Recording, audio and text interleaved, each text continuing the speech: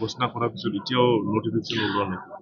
ইয়াত মানে অলপমান এটা কোণাত এটা এনকাৰেজমেণ্ট আছে বুলি পেলাই এটা ডিছকাশ্যন কৰা হৈছে।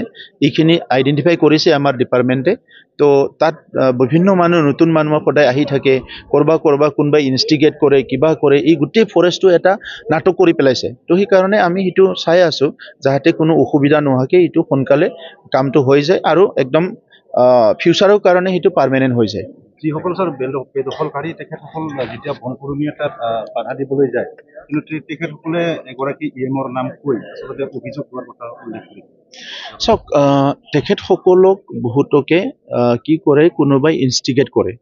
আৰু আপোনালোকে দেখিছে যোৱাবাৰ যদি আপোনাৰ চাই যে পাৰ্লিয়ামেণ্ট ইলেকশ্যনৰ সময়ত তাতে নতুন নতুন মানুহ ফৰেষ্টত বহিবলৈ কৈছে।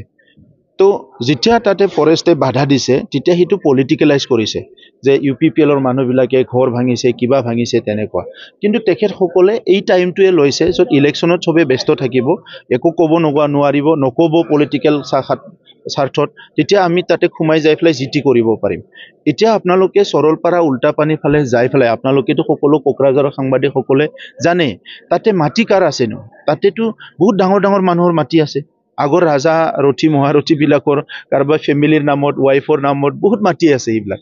তো সেই মানুহবিলাকে এতিয়া ভাবিছে যে এই চৰকাৰখনেতো আমাক তাতে থাকিব নিদিব, এই জংঘলটো আমি ধ্বংস কৰিলোঁ, আমিতো এদিন নহয় এদিন কেছত পৰিম।